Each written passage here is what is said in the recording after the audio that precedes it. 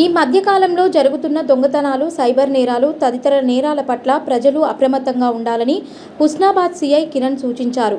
హుస్నాబాద్ పట్టణంలోని బస్టాండ్, దుకాణ సముదాయాల్లో సిబ్బందితో కలిసి సీఐ కిరణ్ తనిఖీలు చేపట్టారు.